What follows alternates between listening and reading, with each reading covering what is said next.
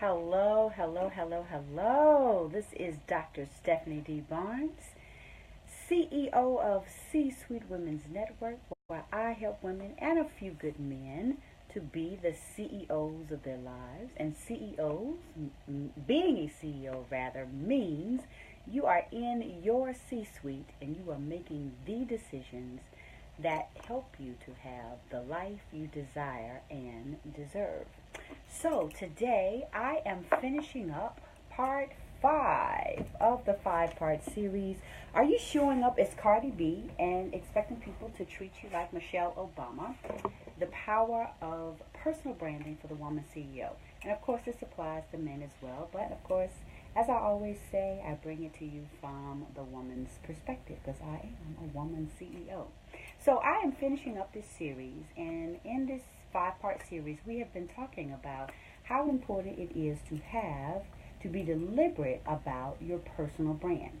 So on the first day, we had a chance to focus on, really thinking about, are we being deliberate about our brand? On day 2, we focused on what is your brand, being deliberate about and actually defining your brand. And I asked those who were watching, hopefully you are one of them, to really think about what is the one word that people think about or that you want to have to describe your brand. And on day 3, we talked about broadcasting your campaign. How do you, once you decide what your brand is, how do you actively broadcast it? Because of course, as people, we don't get billboards and television ads. Now, of course, you do that for your business, but I'm just saying in terms of our personal brand, the way that we do that is through our behaviors and our actions. And then on day 4, we talked about how not to F up your brand, to be very deliberate that you are not broadcasting your brand in a way that is sabotaging the brand that you want others to see. So today we're going to close out the series, day 5 of the 5-part series. Are you showing up as Cardi B and expecting people to treat you like Michelle Obama? The power of personal branding for the woman CEO. We are going to talk about breathing, living, and showing up consistently as your brand. Because again, for those of you who are joining me for the first time, the whole premise of this discussion is being deliberate. There's nothing necessarily bad about Cardi B's brand, and there's nothing necessarily better about Michelle Obama's brand, but they are two very distinct brands that people are going to think about very differently. And if you're Cardi B and you show up in the White House, you'll get a very different reception than Michelle Obama showing up at a hip-hop concert.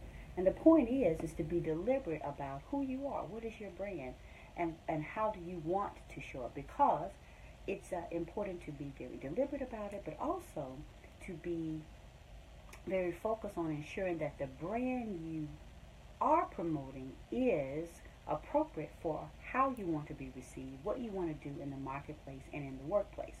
So today, in the final part of this series, I want to talk about breathing, living, and showing up consistently as your brand. So remember that there are 3 very important things about successfully developing a personal brand. The first thing, is to define your brand. What is your brand? The second thing is to broadcast your campaign. And then now today we're going to talk about backing up the hype.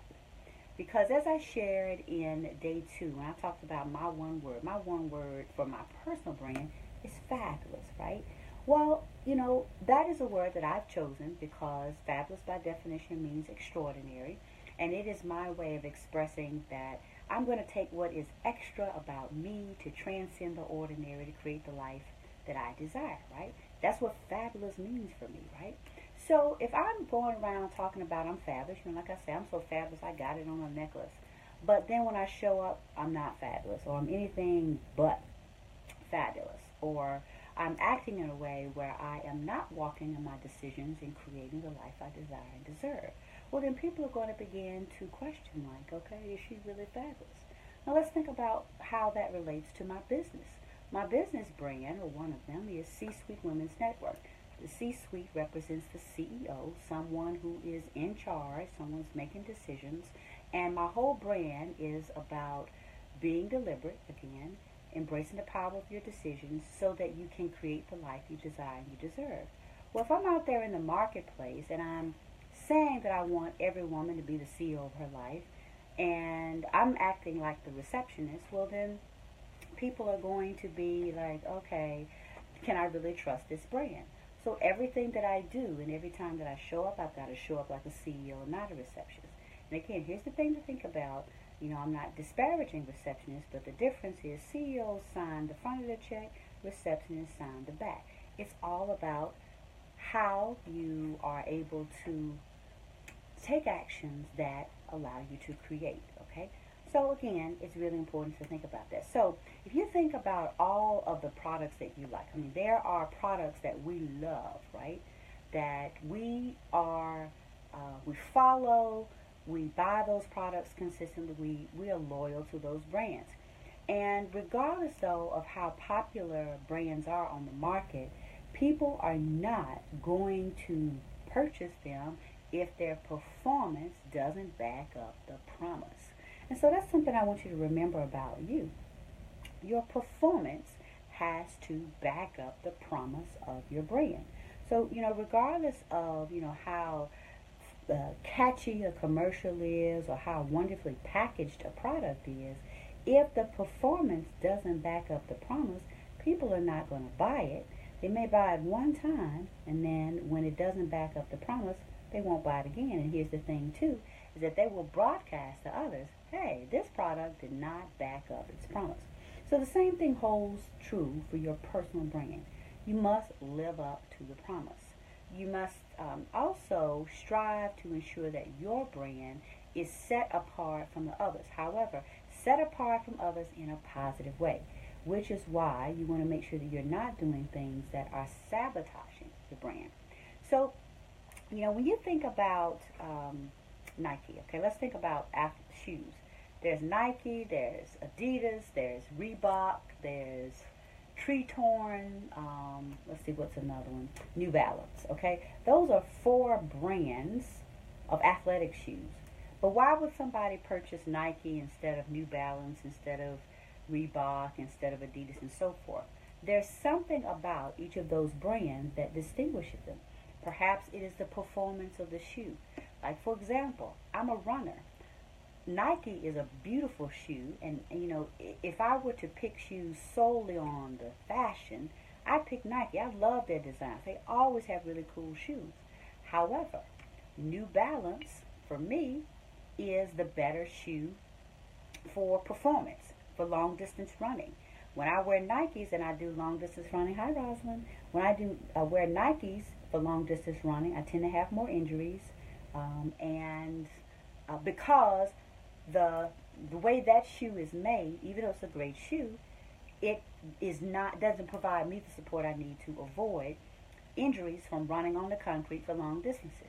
So I'm not going to pick Nike for performance. I'll pick it for style. So the shoes I just kind of chill out in, I'll purchase that shoe. But if I want to run long distances on concrete, I'm going to pick up I'm going to buy New Balance. So, you have to think about that. How do you stand out from the crowd? How do you ensure that, because there are going to be many women CEOs. There are going to be many men CEOs. There are going to be many brands out there in whatever industry you're in. So how do you distinguish yourself? Thanks so much, Nicole. I appreciate that.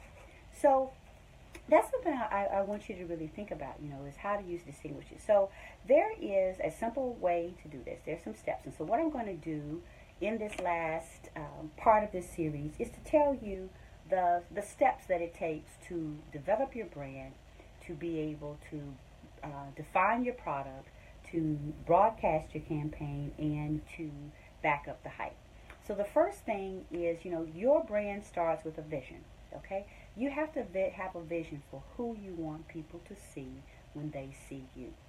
And literally, it needs to be so vivid in your mind that when you close your eyes, you literally can see your brand. So that's the first thing, is the vision. You can do this with looking at other people who have achieved what you want, because you're not copying anyone. You're getting inspiration from that. So that's the first thing, is it starts with a vision. And a way to do this, then the next step, let me just back up. So first is your vision. The second thing is you decide what is the essence of you, because your brand should be distilled to like 5 words, 5 phrases. 5 is my word. 5 is my number, by the way. For you, it may be 3, maybe 7, maybe 10. Doesn't need to be 20. Okay, it needs to be something that is you're easily able to articulate. So, what is the essence of you? What are the 5 words that describe you? So you can start with phrases or sentences to describe yourself. Then you distill those to words, and then when you think about those words, then you act like those. So you think about what are the 5. If you and sometimes it may be good to involve somebody else in this exercise where you ask them, if you think about me, what is a phrase that you would use to describe me? And so get those different phrases from different people, and then you begin to see the similarities and the overlaps. Because if you find that you get different answers from different people, that may be a sign that you're showing up inconsistently in the marketplace, in the workplace. So it's really important to look for those similarities. So for those of you who are watching, I'd like for you to think about, if you could describe yourself in one sentence or phrase that you think that consistently people will recognize you, put that in the feed. I'd love to see that. And again, you're thinking about, the most powerful way that you show up to people. Put that in the feed and let me know what you think that is. So next you move on to, what are you going to do? What are your strategies? Now that you have your vision, now that you've identified your 5 phrases, your 5 words, the essence of you, then you want to think about what are 5 things that you're going to do to implement your vision. And again, 5's my number, 3 may be yours, maybe 7. Doesn't need to be 20. You get my point? Because if 20 is overwhelming, that's way too much stuff. So think about, what are you going to do to implement your vision? Is it going to be you're going to speak differently in terms of how you articulate yourself? Are you going to dress differently? Because there is a way to dress to match your brand, right? There's a way to speak to match your brand. There's a way to interact to match your brand. But you really think about this affirmatively and commit to that. And give yourself a date, because it's really good to have deadlines for any strategy, any action that you set for yourself. So make sure you do that. And then, make sure that every action or that you describe, every strategy that you describe is in actionable terms. It involves an action where you're going to do something rather than just saying, you are going to wish for it. There's a difference in saying, I believe in, particularly when you begin to state your vision, I believe in using I am statements rather than I will be or I could be, some future. You want to bring your future into your present. All right, so I think we're on 4. The 4th thing that you should do is to identify who is your loyal following. Who is presently your loyal following? Who are the people that will support you and nurture you as you develop? How will you, and then kind of ask yourself, how are you or could you use that relationship to your advantage? Because we have a lot of loyal followers, and I don't mean that by anything other than their supporters, right? Nike has loyal followers. Starbucks has loyal followers. Every brand has loyal followers, people that are going to buy those brands regardless. They wait in the rain for the new products to come out. Who are those people for you? And then how are you going to nurture those relationships? Because let's just think of Apple, okay? Apple has very loyal followers, but they don't just count on having the loyal followers. They do things to actually engage with their followers in between launches and things that keep them actively involved in whatever's going on with that company. So really think about how you're going to nurture that relationship. Now the 5th thing is you may have a loyal following, but your loyal followers may not be they get the benefit of your brand, but they may not be able to help you develop your brand. So every marketing campaign needs a trusted advisor. So who are 3 people that you can look to be an advisor for your campaign? And again, it could be someone that you aspire to be like in terms of they've accomplished something that you want to accomplish. So they are the advisors that can help you to determine how can you develop, your own brand of what they've been able to do. It could be somebody literally, you could be literally working with a coach who's going to help you to actively develop your brand. But really think about who are your advisors. Because as I say, your loyal followers are different than your advisors, okay? So really think about that. Now here's a very important question. This is number 6. What are your cease and desist actions? Cease and desist. That's a term I really love using as a lawyer. You must cease and desist. So, many times you're doing things that are sabotaging your brand completely, or diminishing the value of your brand, or creating inconsistencies in how you show up and what your brand is, okay? So, hi Ty, thank you so much for joining. So, you need to think about, what are 3 things? And maybe it's just one. Maybe you have one thing that if you stop doing that, you would really increase the value of your brand. But really think about that. What are the things that you need to stop doing that prevent the full implementation and success of your brand? Sometimes it's doubting yourself. Sometimes it's hanging around with people who don't match your brand. So let's go back to the title, Cardi B and Michelle Obama. All right? So if Michelle Obama wants to be thought of as a policy advisor on important issues in the United States, but she's always hanging around Cardi B, who is an entertainer in hip-hop, okay? What does that say about her brand? Is that going to cause people to not take her seriously because she's hanging out with all the entertainers? You see what I'm saying? So those are some things that you need to think about. You may be Michelle Obama, but you're hanging out with a bunch of Cardi B's. And so you have to think about how does that influence your brand. So, again, really thinking about that. So now that you have your framework, those are 6 very important things to do. Now that you have your framework, you can go out there and develop your brand. So I'm just going to recap that really quickly. It starts with a vision. You think about who do you want people to see? How do you want your brand to show up? The second thing is you decide what is the essence of you. 5 words that or attributes that consistently show who you are. Like for my overall brand is like innovation, critical thinking, strategy, building teams, and developing leadership in other people. Those are the 5 things. I don't care what organization I'm in, what job I've had. When I look back over consistently, the 5 things that I've done consistently, it's those 5 things. So you think about, because remember I told you to look at your resume, because it will describe the actions that you've done. You can see how you've shown up in different places and what's consistent. Now, if how you've shown up is not how you want to show up, then this is a more projective list than capturing what you want to do. But it's important to do that. Then the next thing is to think about your strategies. What are you going to do to actually bring that vision to life? Give yourself a deadline. Make sure it's expressed in actionable terms. Number 4, is who is your loyal following? Identify who are the people right now who follow you and why do they follow you? And here's an important question as you're doing that. Not only ask who is your loyal following, but ask why. Okay? Because if the reason your loyal following is there now is inconsistent with where you want to go, then you've got to be prepared that your loyal following is going to not follow you anymore. So it's really important to understand that. Number 5 is, who is your advisor?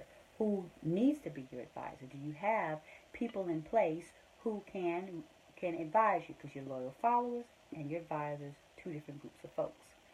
And then finally, what are your cease and desist actions? What are the things that you need to stop doing right now that prevent you from fully embracing and living in your brand? So that's it. That's all for the 5-part series. Are you showing up as Cardi B and expecting to be treated like Michelle Obama? The power of personal branding for the woman CEO. I hope that this has been helpful to you. If you're just catching the 5th segment for the first time, or you've not caught the first 4, I encourage you to go to my page and you can see all of the videos there. Eventually I will have them on my YouTube channel, which is the easy way to get to it is bit.ly, and that's bit.ly/Stephanie on YouTube. And Stephanie spelled with a PH, by the way.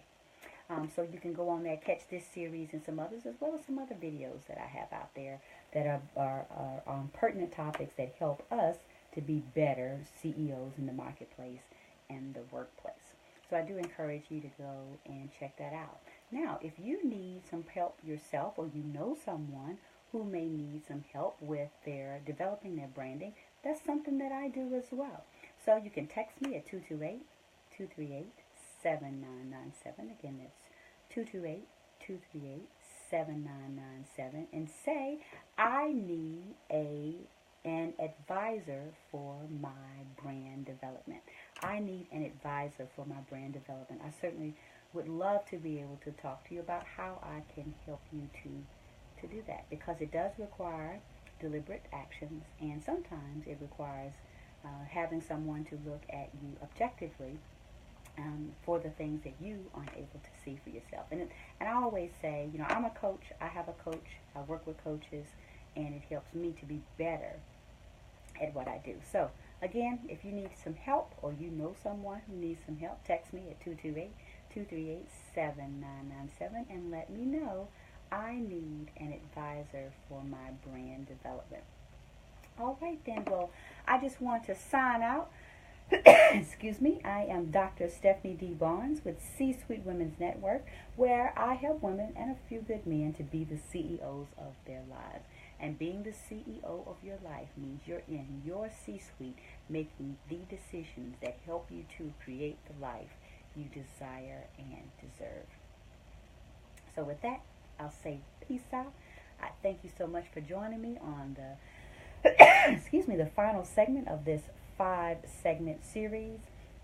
I encourage you to go back and catch the first 4 if you have not, and then hang around to see what my next series is. I haven't decided on it yet. I'll decide on it soon, but I do look forward to connecting with you again. So with that, see ya.